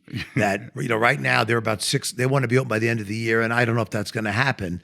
But I mean, I give them feedback on the layout and on different things, but I don't have any stress, and that's a beautiful thing. And I also have faith in the staff. In other words, the guy I've met the whole management team, and these guys care. And caring, as you know, that's the magic. If you care, you're going to go that extra mile. You're going to stay late. You're going to get there early. If you don't care, we're supposed to open at 11, but today we'll open at 11:15. Might lose 2 customers. Yeah, you shake it off. Yeah. If you don't care, you put the chairs up. We close at 10, but you're dining and they're putting the chairs up early and they're mopping That's around my you. biggest pet peeve. I was at a restaurant the other day. This guy was mopping around our table. I looked at him and he looked at me, and I assumed as soon as he looked at me, he would just say, "Oh, what am I?" Yeah. But he just kept my. And I said, "I'm not going to waste my time. I'm never coming back here." But literally was mopping, like I literally had to walk in the wet floor. He mopped around our table, like creating a moat. And I'm not kidding. I am not kidding. They mopped around our table. You gotta tell me off camera. Yeah, and it won't shock you who it was, but that's somebody who does. Yeah, but there you go. That's somebody who doesn't care or works for somebody who doesn't care. Yeah, you know what I mean? Yeah. He wasn't trained correctly, and obviously the owner doesn't care. So, and we've all seen that, and we're all used to that. I had it happen 2 weeks ago where I heard the vacuum. I knew there was people in the dining room, and I went out there. I'm like, what are you doing? Come on, like where it's like, and we've got great staff, and they're like, "Oh, I'm sorry, I didn't think about but it's just like that. Well, the classic case I'm sure you guys had where like not focusing so much on closing and getting out of there early that you neglect the customer experience for the last hour that you're open. Well, and the other thing is, you could say to yourself, "Darn, I told them 2 weeks ago they shouldn't vacuum." I like to compare it to a Major League Baseball player. If you go to a baseball game, there's a guy on deck, okay? The guy on deck has swung a bat his entire life. He could get up and hit a ball in his sleep, okay? But what is he doing when he's on deck? Swinging some more. Repetition. So if you told him 2 weeks ago, "Guys, please don't vacuum when there's customers in the store," you can't say, "Well, now I never have to say it." You have to say it again and again and again, because they're not the owners. They're not vested or invested the way you are, the way I am. And I'll have like a manager say, "Ed, I told him 2 weeks ago not to do that." Well, it doesn't matter what you told him 2 weeks ago. You got to tell them again. You got to hammer it because home. It's not their fault. Exactly. You just reiterate it again. And hey, by the way, just as a reminder, tonight, no mopping around the tables until they're done. We're moat free since 2023. Correct. Yeah. Nice. So what about Gable's Bagels? You think you'll be popping up any more of those? We are. I can't imagine why I would regret saying this. I'm actively seeking a second location, and the reason that is our little kitchen. We've already outgrown it, and we probably outgrew it in month number 1. But again, I was so nervous to not screw up too badly and not spend too much money, because if I would have taken that financial hit, that would have hurt. It would have hurt a lot. And so now I'm acting more in a position of confidence. And as you know, if you're confident, obviously not overconfident, I'm not about to, realistic. Yeah, I'm realistic, but we need a bigger kitchen because there's so many more things I want to do. I would love, in my cold case, if I envision quarts of matzo ball soup. And have you ever had matzo ball soup? Does that even Probably mean? not. I know what probably Oy not vey. a legitimate one. Okay. I've had versions. Well, Richie Bowling, my head man in the kitchen, can make anything. Most of the stuff that he's making for us, he's never even tasted.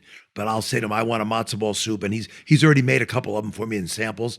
Matzo ball soup is called the Jewish penicillin, meaning when you're sick, everybody eats matzo ball soup, and it's just delicious. And going into a New York deli, if they have matzo ball soup, you're almost always ordering it. It's a staple. And again, you don't have to be Jewish to enjoy matzo ball soup. Just have to be Italian to enjoy pasta. Okay, so it's just so it makes the world go round. There's the mixed nuts. But the point is that that's just one example. But we don't even have a burner. We don't have a grill. So there's a lot more we want to do. We want to do more salads. We want to do more catering. We are so tight for space in that little kitchen. We just can't do it in there. So we thought about maybe getting a commissary kitchen, renting space from Jeff Meese. But the perfect idea to me would be get a spot with a big kitchen and some retail. So that's the goal right now. And I'm looking earnestly at several spots. I get nervous when I know, all right, now I'm going to have to sign, but I keep saying to myself, listen, you've done this once. You could do it again. Don't be afraid. And I believe there's enough good vibes going on that if I'm going to strike, I think the iron is hot right now, so the time is right. I think the community would support a second store. Oh, absolutely. Well, you did the responsible way. You started small. You have proof of concept now. Now grow. Now go somewhere bigger. Do you know that the phrase "I did it responsibly" has never been said to me in my entire life? Well, hey, there's a first. Welcome to the No Dishes podcast. If you're gonna put out one clip, send me that clip. I got to send it to a couple of people. But Garrett, mark down perfect. I did it responsibly. Yeah. That is not my mantra. You did it responsibly. Yeah, for once. Well, listen, there's a phrase, my kids both play a lot of sports, and when we lose, you say, we didn't lose, we learned, right? Well, all those times I lost or made a mistake, maybe I did learn. But I genuinely believe a second store is coming. Don't know when. In other words, as you know, it's all about what does the spot look like when we get it? Is it going to be another retail store, or is it an existing kitchen where I just have to, modify? Plug and play. Right. Plug and play how much is easier. build out is going into it. Correct. Well, that's super exciting. I'm pumped. I love Gable's Bagels. Thank you. I think I sent you the one of the first times I went over there of Aaron Biggs, our yes. With the one of my favorite shots of all time. Oh my God, I love that picture. And his eyes are like the size of the bagel. Well, so I brought him the bagel. I said, I bought you a bagel, but I need one thing. I said, I need you to open this up and pull it apart and stare at the cheese. And he nailed it. Nailed it indeed. And Aaron's a total sweetheart. He's the best. We're so lucky to have. As you again, surround yourself with good people. And that's you have what Nancy, James, tons of others. I'm sure. And the list keeps growing. I mean, because what I love, very seldom do we ever let anybody go. We have a culture in both shops where the staff is such a family that if somebody doesn't fit in, it's not like they ostracize them, but they'll come to us because they care, and they'll come to us and say, "Hey, Ed, Jamie, this new guy," and if they don't fit in, it's more of it's not working out versus you're fired, right? And then it very seldom happens because people come in who want to join our team and be part of the culture, and it is just amazing how people step in and they go from not knowing anything and being incompetent in the role to, my God, how did we live without this guy? They're a rock star in a week. Well, yeah, we've had that. So because this is the time where we hire a ton of people. Correct. We just I think on this payroll I had 9 new hires in a 2-week period. That's got to be a lot for you. Yeah. That's a lot. That bumped our Walnut store up to 30. 30 staff at that one location. Wow. And it was but it's crazy though. You literally have these people that have been with us maybe 2 weeks, and a couple of people that started before this payroll, and you're like, man, they've only been here so long, and they're already just coming in and kicking ass. Right. And it's the exact same thing with our staff. They'll come and be like, hey, so and so, I don't know, like so and so, and I'm usually preach patience, right. And most people come, but every now and then you have ones that are beyond saving. Correct. And, But that's what makes the good ones stand out. And that, I mean, that's life. And there's a lid for every pot. I mean, that person could be a phenomenal person, just not a good fit for the food business, which we know is tough. You're on your feet. My favorite definition of owning a restaurant is you never get to pee. Like there'll be times I'm at the store, either one, and I gotta pee. So now at BuffaLouie's originally, we put a bathroom in the basement because we used to only have the one bathroom on the side. And finally, like 3 hours, God, I gotta pee. And I'd say, hold on, I'll be right back. I'd run to the door, and of course it's locked. God! Some dude had those what's your hottest one called? Lucifer. Yeah, have the Lucifer hitting him hard. Right. But and then of course all of a sudden you have to pee, but it goes away, but you never get to pee. And so a lot of new employees are not used to standing for 2-3 hours, don't go to the bathroom. It's a tough business. Yeah. No, it's yeah. a very tough I was business. at Stanza for electronic not too long ago, and the guy was like, don't take this the wrong way. He's like, but I've always said the one thing I could never do was work in restaurants. I was like, I don't take it the wrong way at all. I totally get it. I can never work in retail. Correct. Like there's just different people cut for different things. You know, we had one girl, she, homemade ice cream is not easy to scoop. Right. A lot of people will be like, oh, it's an ice cream shop. How hard can it be? The You tricep. They must have triceps like There's my, Python. you see the difference in my forearms there? Yes, That's the yes. scooping arm. That's Yes, the non-scooping arm. Yeah. You might want to switch it up every once in a while. Yeah. I don't know. My left-hand coordination is awful. But yeah, you have to do a homemade 32-ounce blizz, scoop it, blend it. It goes down. You scoop some more, blend it. One girl was like midway through one, just went to the restroom, and then Never an came hour back. later, everyone's like, where is she? It's like, never came back. We've had people like that. Yeah. They just it's for the better. Yeah, I'd rather, 100%. You know, just that's fine. I'm not even mad at you. Just Exactly. Well, my daughter just said to me just 2 nights ago, she's 13. good save. 13. She goes, Dad, I think I want to work in an ice cream shop. I said, it's not easy. It's not easy. The scooping, I said, I applaud you for wanting to work in an ice cream shop. Why don't you want to work in wings or a bagel shop? Nah, I want to work in an ice cream shop. She goes, I only want to do soft serve, though. I don't want to do the scooping. She's smart. Yeah. At least she knows. Yeah. Yeah, that's well, if she ever wants to come on the Moose, we Just keep her on the soft serve station. We got a spot for her. Yeah, maybe register. Yeah, register, Yeah, make a couple yeah. cones, maybe some snow cones, soda fountain if you're feeling up to it. Nice. Cool. We'll take a little break if you're fine with it. Sure. Don't miss Constellation Stage and Screen's upcoming production of Curious George, The Golden Meatball. Join Curious George as he goes on a mission to save the Golden Meatball contest in Rome. This musical story of encouragement, determination, and selfless love will warm hearts and tummies alike. See Curious George, The Golden Meatball on stage October 20th through November 5th in downtown Bloomington. Find tickets at seeconstellation.org. Season 5 of the No Dishes podcast is brought to you by VisitBloomington.com. VisitBloomington.com is the best resource for restaurant and culinary information, special events, fun activities, places to stay, and more in our area. We share a similar mission here on the No Dishes podcast of highlighting local businesses and the people who make our community unique. We can't thank them enough for hopping on board. Check them out at VisitBloomington.com to easily plan your next meal, visit, or night out on the town. In the second half of our sit down, Ed and I discussed themes of mental health and suicide. We wanted to make sure we gave fair warning to all of our listeners and viewers. All right, we're back with Ed. I don't even need to say Schwartzman. Everyone knows Ed. It's Ed. Thank you. I don't know if that's true, but all right. Here he is. No, dude, you got the graphic of it's BuffaLouie's on one side, Gable Bagels on the other. It's like you're holding like 2 platters. I love that graphic. Whoever made that for you. Thank you. It's like it just looks really good. Thank you. And it's just like, hey, like you could just tell when you say I'm the luckiest man alive, like you can look at that picture and be like, that guy thinks he's the luckiest man alive. Jordan, thank you. You just made my day. So whoever made that for you, give him a raise. Thanks. Yeah. You're like, I won't show this. Oh, you made that? No. Well, I mean, that was my idea. I don't want to. You shouldn't take the moonlighted in credit. graphic design. Interesting. But thank you. Yeah, for sure. So we talked really briefly. You gave the 10-second cliff notes of who Ed Schwartzman is and where Ed Schwartzman's from. Right. Can we dive a little bit more into your early years? I don't want to bore your listeners, but it's your dime, so let's go.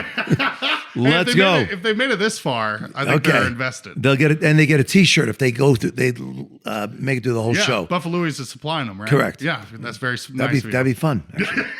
That would be fun. Yeah, if anyone comes in and mentions this, yes, we'll. If you made it into hour 2, if nothing else, I'll buy him some chicken wings or a bagel, depending. That'd be my pleasure. I love it. Sweet. Now I'm just roping you in on camera to deals. That's good. That's okay.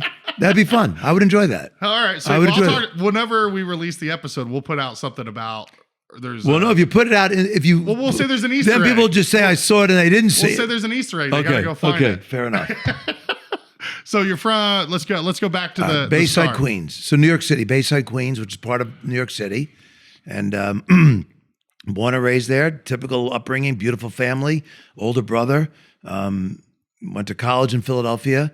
My dad was in the garment business, and I didn't know what I wanted to do when I went to college, but I knew I wanted to.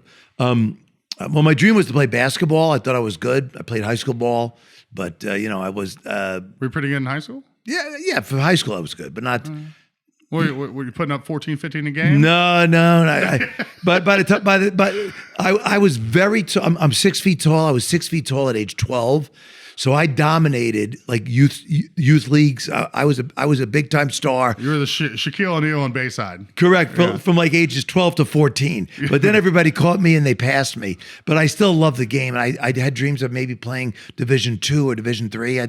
I maybe could have been good enough for that. But apparently I wasn't. But I went to a small Division II school in Philadelphia called Philadelphia College of Textiles and Science, which is now Jefferson University. And the reason I went there was my dad was in the garment business, and I didn't know what I wanted to do. So I said, you know what? And the school was a feeder for the textile industry. So after college, I get a job selling menswear, selling men's clothing to retail stores. So if you have, let's say, Andrew Davis menswear in Bloomington, they could have, in concept, been one of my customers. You know that was named after me, by the way, right? My middle name's Andrew, so it's they're like, yeah, Jordan Andrew Davis. There you go. That's a clothing. Okay. The man has style. Yes, he does, and I see it. It shows clearly. Sorry, that's right. So anyway, they gave me a territory, and I was covering the Midwest territory, and that's how I met my first wife. I met her in a bar in Chicago, the Park West, which is still there, and we wound up getting married. We wound up. Living in Northwest Indiana in Cherville. We wound up having 2 beautiful children. My son, Ben, born in 1988. My daughter, Haley, born in 1991. And we had a lovely marriage. First 10 years was great. And then things just changed. Couldn't tell you why, couldn't tell you how, but things just changed. And sadly, we got divorced at around 20 years. I hung in there as long as I could. I did not want to get divorced, but it was just the way it worked out. And we're not the first couple to not make it, and we won't be the last, unfortunately. And I don't know if it's a byproduct of the divorce or a byproduct of not getting divorced sooner, but my son unfortunately took his life. My son, Ben, died by suicide October 15th, 2007, which was as big a kick in the nuts as any human being could possibly, at least for me anyway. I mean, I love my son. The thing I like to say about my son, Ben, is I'm not going to tell you that I love my son more than any other dad, but I'll guarantee you no dad loved their son any more than I love my son. I mean, we had a phenomenal relationship. And I knew he was struggling. We all knew he was, I say we all, the family, the people close, we knew he was struggling, but he was an incredibly gifted guitar player, singer, songwriter. And we felt as long as he was performing and writing music and recording, we knew we could, we always felt that there was a chance we would keep that it would sustain him. As long as he was performing, I felt that he would make it. And and he talked about suicide. It was not a shock when he ultimately took his life. Thank you. But I did a lot of research on it. I said, Ben, and this is not a very admirable goal, but at this point he's about 18, 19.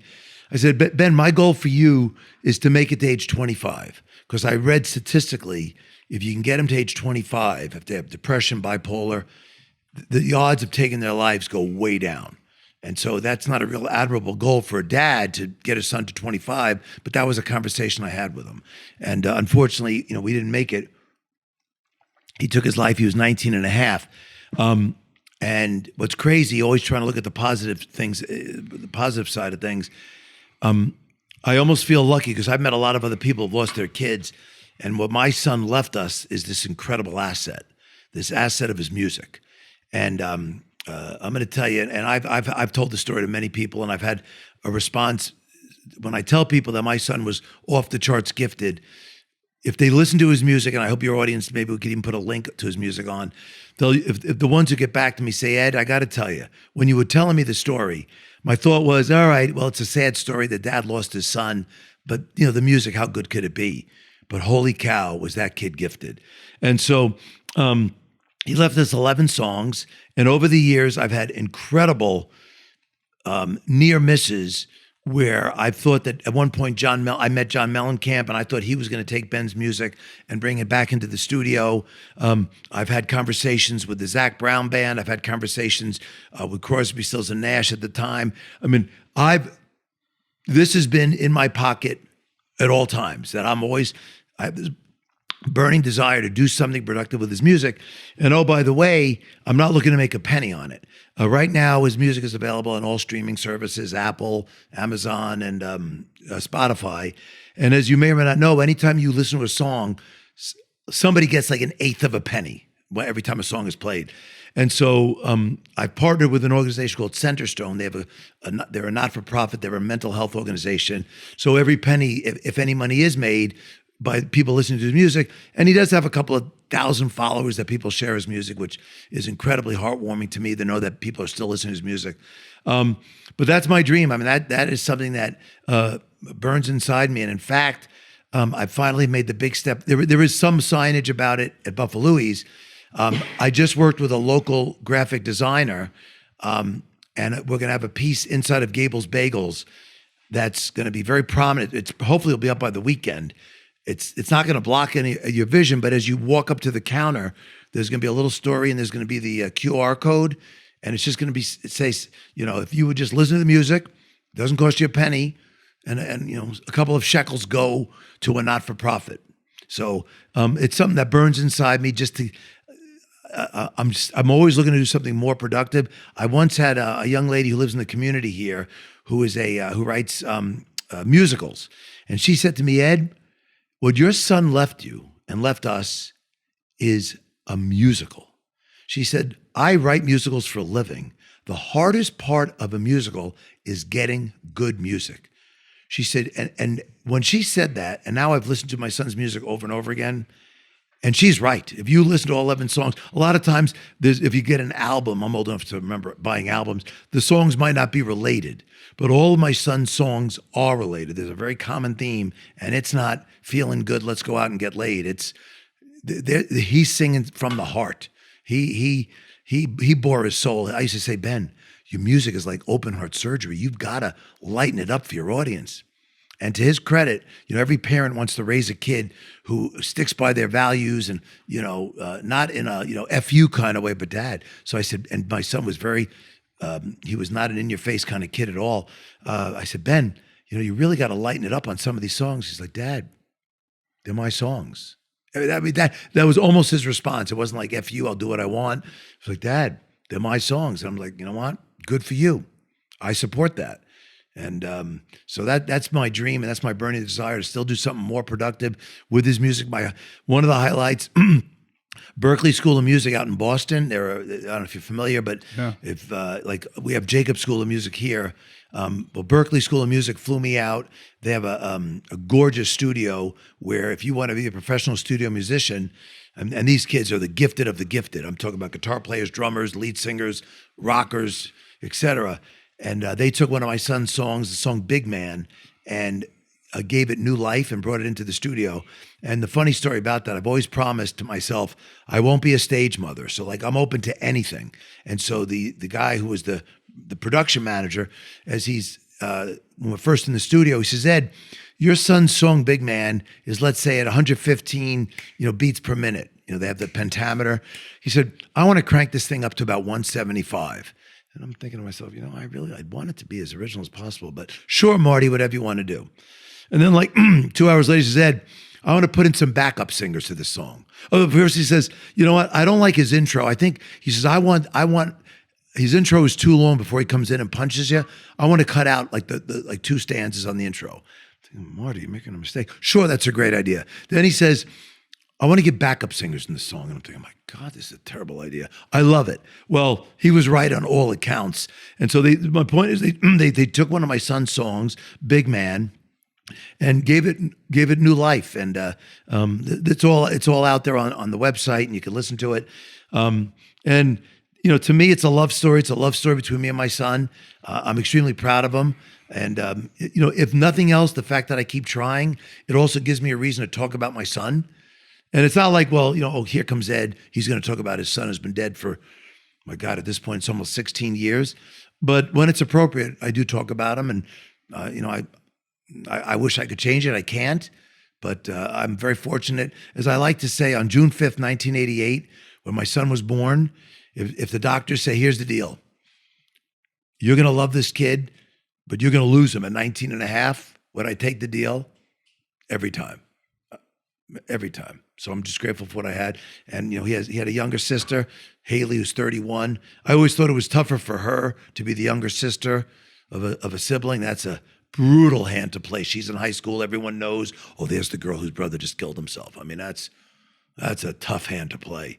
But we've all found our way. His mom, you don't think you can get through it. You really don't. You literally don't think you can. But, and that's why I say I'm the luckiest man on the planet, because not only did I get through it, but here I am. And I could talk about it without crying, which, I find that hard to believe that I can, but it's, there's always a scar, but time does heal. And anyway, that's a big part of me. I've lost my voice. Let me sit up straight. Pardon me. That's a very big part of who I am. Yeah, that's So I'm sorry we're not light and lively at the moment. No. I mean, that's it's just one of the most heartbreaking things I could imagine going through is losing 100%. And I don't even have a child, but I can't imagine something that would be worse than that. I mean, every parent wants to outlive their own Correct. child. Right. The natural order of things is you bury your parents, and right? to have it happen 100%.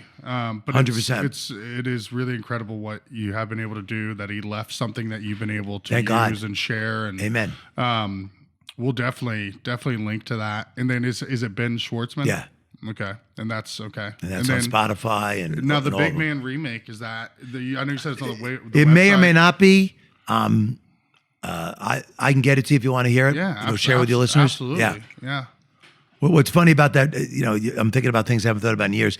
So we're in the studio and they're redoing the song, and the singer shows up, and he had the toughest role because the guitar player could play it, but he has to. He's not copying Ben, but I'm sitting there and he's the voice, and he walks in. He goes, I don't know why I'm here, and the Marty Walsh, who's the guitar player who played with the Eagles and Supertramp, he's a studio musician extraordinaire, and it's his class. This guy's just a first class individual, and the singer turns to Marty and goes, Marty, I don't know why I'm here. Marty says, what do you mean? We're doing this recording. He says, no. He goes, this kid's vocals were flawless.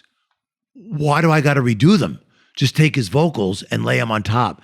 But Marty, the whole idea was that we were going to redo it. But like I say, I feel lucky to have been his dad, and that he left us this asset and if maybe I'm doing exactly what I'm supposed to do with him. I remember about 8-9 years ago, we had a hurricane, or not, a tornado touchdown on the other side of 37.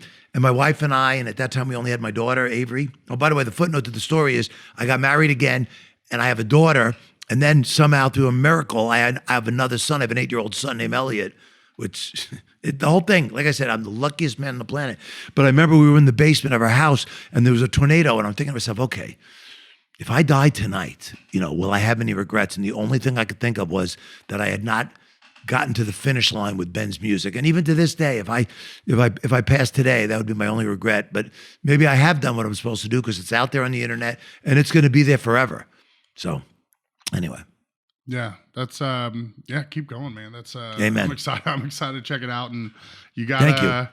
I mean, you're a living example of, like, you got to have lows to appreciate the highs, and some of the lows, I can't say that word, but freaking suck. Well, one of my favorite quotes, and I have a lot of them, Ernest Hemingway said, "The sun also rises," and that's the reality. I mean, when the sun set, and I'm burying my son, and I can't imagine even laughing again, and just I can't imagine anything. You literally can't. It's just hard to breathe. It's hard to breathe, and the waves of grief, they're just so powerful and paralyzing. But over time, the sun rises. It takes there's no game plan. It'll take a month. It'll take a year, but eventually, not only that, and to me, the fact that my wife Jamie knew Ben, we were already going through the divorce, and we'd already been separated, and so she had a relationship with my son. I've told my wife a million times it wasn't for her, and I tried to talk Jamie away from marrying me. I said, "Listen, I am damaged goods. I mean, she's younger than me. She's beautiful. I had nothing to offer. I was penniless." I said, "You could do so much better than me." And to this day, I believe it, but I also credit her for saving my life. I mean, I was not suicidal, and the main reason I wasn't is because I had a 31-year-old, I have a daughter, I have parents, and I just couldn't do that to him again. But if a meteor would have fell out of the sky, or I remember I used to drive down to French Lick to work in the casino, and I would think, you know what, if that truck would just jump the median, or on that road I would take, if somebody would just come around a turn and take me out, it wouldn't have been so bad. But, apparently somebody had other plans for me, because here I am, and the sun rose, and despite my objections to getting married, Jamie married me, and look what we've accomplished. It's overwhelming. When I reflect back and think about where we are, and then I think about where I'm going. I mean, I'm 61. I'm going to be 62 in a few days. And I am so fired up about the future. I mean, I literally can't wait. I mean, I'm in no hurry to get older, but I think these next 10 years are going to be incredible. I think there's going to be more Gable's Bagels. There's going to be more BuffaLouie's. My two kids are the light of my life. And I mean, and I love sports. My daughter plays basketball at Jackson Creek, and they're very gifted on the sports field. Very gifted. I'm a lucky man, and they're good kids. More importantly, I'm a very lucky man. I'm just happy for you. Thank you. I'm just, Me too. That's so great. And Me too. I had some other stuff I was going to ask, but I don't even want to go. It's okay. You know what I mean? Like, it's that's just, I appreciate you. I appreciate your time. And Jordan, it's been a pleasure talking to you. Honestly, I mean, the truth is we don't sit down and talk. Unfortunately, we needed these microphones to talk. We've known each other for years. Yeah. And the reality is, I don't know much. Like when you said you're from Carmel, you might have told me that already, but that was news to me when you told me. Yeah. And I barely know anything about you. And I found out you're part of the menswear business. That's good. That's good. I never would have guessed that one. No, not by the way I dress. Not at all. And that's the sad reality, is that, we know people, but we I have 2,000 friends on Facebook. I don't even know 99% of them, but I have 2,000 friends on Facebook. And so getting to know people to me is, it's where it's at. It's the magic. I've said because people are like, Jordan, how do you do all this stuff? Right. How does it not take a toll? And I was like, I genuinely enjoy all the stuff I do. I love doing bingo. I love the chocolate mousse, and I love doing this. And the best part is there's so many people that I've known for a very long time, but I've never had a 2-hour conversation with them. Right. And you get to find out so much. And then we just happen to record it. Right. And then also, you don't know what people like when I lost my son, you think to yourself, I got to be the worst father in the world. And, this nobody can relate to what I'm going through because I'm just a terrible human being. And then I would go to these survivor groups where there'd be other people who lost their kids to suicide. And I'd walk into these meetings and I would look at that couple and say, well, they look pretty normal, and that couple looks pretty normal, and then you start to realize that it's not you. This is just a part of life, and then you realize that everyone's struggling. Like there's a at BuffaLouie's, and there's a lot of stuff on the walls, but there is a piece about Ben at the store, and every once in a blue moon, I'll see somebody reading it, and if I walk by. And if they're reading it I could just tell by the way they're reading it very intently, and I'll say, that was my son. And I've had multiple people then turn to me and say, well, and it says suicide, and they'll say, I lost my son, I lost my uncle. First you think you're the only one, and then you realize it's a friggin' epidemic, and that most people know somebody, and usually somebody very close, who died by suicide. Yeah, no, my uncle on my mom's side. Yeah, It's not easy. I mean, I don't think it's not the same as losing a kid, but no, loss is loss. I don't compare. Loss is. Yeah, I'm not. Yeah, it's. But my point is, by getting to know people, you open up and you find out these things about people that you realize, oh my God, we have all these things in common, good and bad. Right, But yeah. but you're not alone. We're not alone in this, blue marble going through our, the orbit and this whole crazy experiment or whatever the hell it is. Oh yeah, when it's like people might look at you, look at me, look at Garrett, and just be like, oh, they have the best life. Like they don't, Right. you don't see the struggles. Social Right. media, Correct. nobody's posting this. Correct. Nobody's posting the struggles. We're all posting the good. Correct. And it's one of the things I found with sobriety is how many people out there, like you have no idea how many people are like, oh, like you don't drink, like, but you're doing all this stuff, you're having fun. Right. You just don't know until you're like maybe in that camp. Right. And you start to realize how many more people around you went through what you went through or are going through it. And it's a good feeling. It's a struggle. It sucks that other people are struggling, but it feels you good know to what? know you're not alone, I'll share a little story. So, for the first time in my life, right now, everything except my ankle. I have bad foot problems. We talked about it off camera, but it's getting better. But I had surgery and I'm struggling, and I've been saying to myself, I have struggled my whole life, and this is the first time in my life I'm not struggling except for my ankles. And then I said to myself, wait a minute, maybe that's the point. Is that there's always a struggle, right? You're never going to be in a place where everything, and I mean everything, is going great. Yeah. There's always going to be something that's going to remind you that, wait a minute, that a little dose of humility. And so right now it's my feet, and as soon as my feet are good, something else is going to happen. Well, and just like you said with you'll have 999 perfect tickets, but Right. you have one bad one. Right. But you just dwell on the bad Right. one. So everything can be perfect, but one bad thing's going wrong, and you just dwell on that. But there's always That's human nature. There's always going to be something. Correct. Thanks, Ed. I'm glad we got to spend some time together. Absolutely. I look forward to you coming on my podcast. Yeah. Hey, I'm ready for it. Yeah, winging it with Ed. Oh, I like that. I like that. That one's for free. There you go. Next Thank one you. will cost you. Pleasure. Thanks, Ed. Thanks. After we recorded this episode, Ed hung around and shared some of his son's music with Garrett and myself. It's really important to Ed to continue to share his son's music and get it to as many people as possible. You can find it at Ben Schwartzman on Spotify, and we'd like to share one of those songs with you now. This is an original one I wrote. It's called Let Me Go.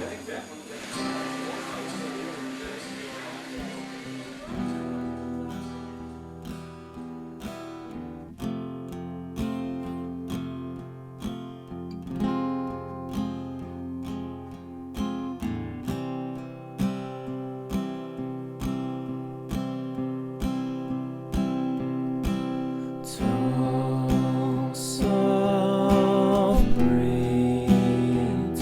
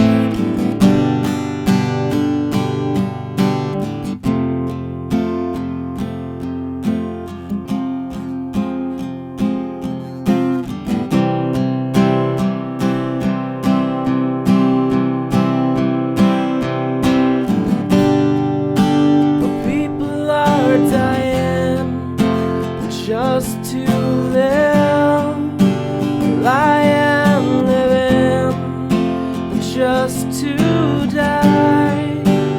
Take me on, make me yours. I will never make you cry. Oh no.